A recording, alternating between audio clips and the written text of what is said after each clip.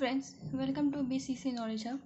तो दोस्तों, आज की जो वीडियो इसमें चैप्टर 6 लैब प्रोसेस है, जो कि लेसन आपका कंप्लीट हो चुका है। इसमें क्वेश्चन आंसर को देखेंगे। तो देखिए, ये जो है पेज नंबर 105 है और चैप्टर जो 6 है लैब प्रोसेस है, जिसको आप जयप्रकम भी बोलते हैं। इसमें पहला क्वेश्चन है, तो आपको अपने बुक में ये मिल जाएगा।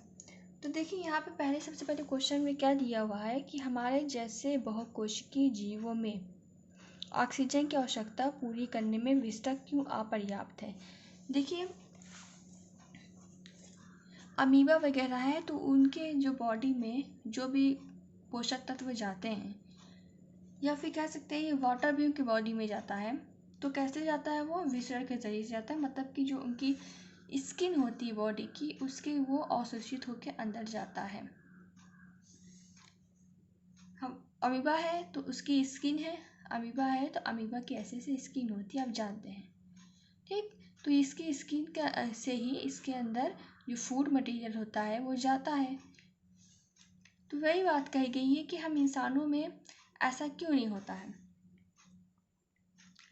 हम इंसानों में दूसरे तरीके से फूड मटेरियल क्यों जाता है, ये भी यह बात कही गई। तो देखिए, जो हम इंसान होते हैं, कह सकते हैं आप, जो बहुकोशिकीय होते हैं, आप ह्यूमंस को मत लीजिए, जो बहुकोशिकीय होते हैं, जिनकी बॉडी में बहुत सारी कोशिकाएं पाई जाती हैं। जैसे अमीबा था तो वही कोशिकीय था, कुछ द्विकोशिकीय होती है, हमने बहुकोशिकीय। हमारे शरीर में बहुत सारी कोशिकाएं हैं। तो हमारे शरीर में क्या होता है, हमारा शरीर जो है वो बहुत जटिल होता है और बहुत ही विशाल होता है। तो हमारे शरीर में जितनी भी कोशिकाएं हैं, एक एक कोशिका को ज़रूरत होती है ऑक्सीजन की, जो कि डिफ्यूज़न के ज़रिए से नहीं हो सकता है। तो अमीबा में कैसे, अमीबा के बॉडी में कैसे ऑक्सीजन जाता है? डिफ्यूज़न के जरिए जाता है, मतलब शरीर से अवशोषित होकर, शरीर की जो बाहर की लेयर होती है उससे अवशोषित होकर अंदर जाता है।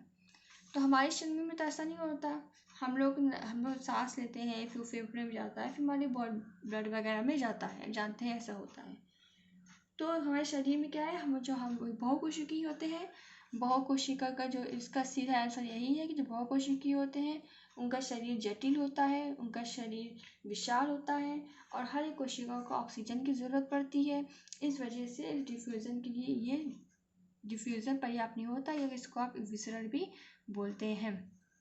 दूसरा क्वेश्चन है, कोई वस्तु सजीव है, इसका निर्धारण करने के लिए हम किस मापदंड का उपयोग करेंगे। जैसे कि कोई वस्तु सजीव है, हम इसका कैसे उपयोग करेंगे। अब आप प्लांट्स में देख लीजिए, तो प्लांट्स ग्रीन कलर के होते हैं ना।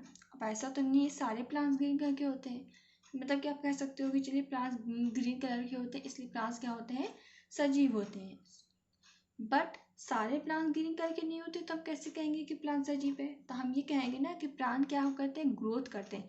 हम प्लांट को सांस लेते हुए तो नहीं देख सकते, रिस्पिरेशन करते हुए नहीं देख सकते, बट प्लांट्स में क्या होती है, ग्रोथ होती है। वो बड़े होते हैं, लंबाई, वो हर तरीके से हर दिशा में बड़े होते हैं। तो इस बेसिस हम कह सकते हैं कि प्लांट्स में क्या होते हैं, प्लांट सजीव होते हैं।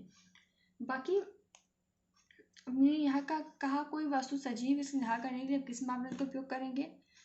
तो मान लीजिए कोई भी, जैसे कि लाइफ प्रोसेसेस है, ठीक है, जयप्रकम, इसके अंदर क्या क्या आता है? इसके अंदर आता है न्यूट्रिशन, आपका पोषक तत्व, न्यूट्रिशन आता है, पोषण। रिस्पिरेशन आता है आपका श्वसन। एक्सक्रेशन मतलब कि शरीर से अपशिष्ट पदार्थों बाहर निकलना। ग्रोथ मतलब ग्रोथ करना, बढ़ना।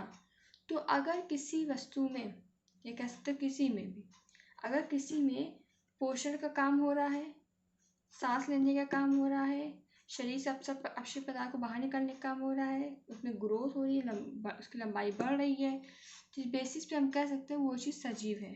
तो ये सारी चीज़ें, डिस्पिरेशन करना, एक्सक्रेशन करना, ग्रोथ करना, न्यूट्रिशन का काम, पोषण काम, ये सारा काम क्या है, प्लांट्स में भी होता है।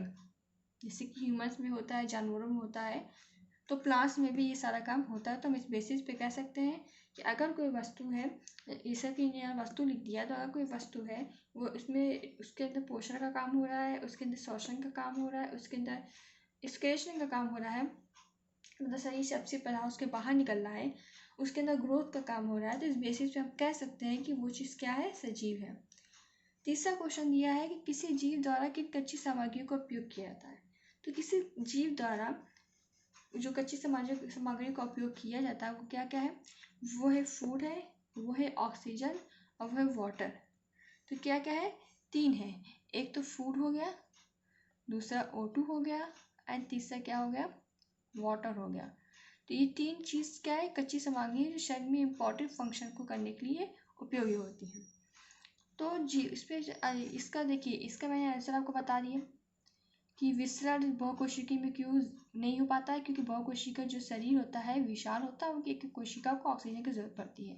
दूसरा क्वेश्चन है, हम देख लेंगे अगर उस वस्तु में न्यूट्रिशन का काम हो रहा है, पोषण का काम हो रहा है, सांस लेने का काम हो रहा है, उसकी लंबाई चौड़ाई में जो लंबाई चौड़ाई बढ़ रही है, तो उस पर हम कह सकते हैं वो चीज़ सजीव है।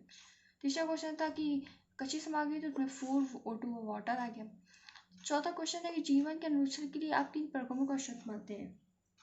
जीवन के अनुरक्षण के लिए मतलब कि मेंटेनेंस के लिए, बॉडी की मेंटेनेंस के लिए आप किन प्रकरणों को आवश्यक मानते हैं। तो एक हो गया न्यूट्रिशन आपका, दूसरा हो गया आपका रिस्पिरेशन, तीसरा हो गया आपका ट्रांसपोर्टेशन, चौथा हो गया एक्सक्रीशन। तो ये जो 4 चीज़ें मैंने बताई हैं, एक हो गया आपका न्यूट्रिशन हो गया, न्यूट्रिशन मतलब पोषण, एक पोषण हमारे जीवन के मेंटेनेंस के लिए, बॉडी मेंटेनेंस के लिए ज़रूरी होता है न्यूट्रिशन। दूसरा हमारी बॉडी मेंटेनेंस की ज़रूरी होता है रिस्पिरेशन। तीसरा है ट्रांसपोर्टेशन, मतलब कि शरीर में एक जगह दूसरी जगह पोषक पदार्थ जो होते हैं उनका जाना। और चौथा है एक्सक्रीशन, मतलब शरीर से अपशिष्ट पदार्थ को बाहर निकालना। तो ये 4 इसके जीवन के आवश्यक हैं, पोषण, श्वसन, ट्रांसपोर्टेशन और एक्सक्रीशन।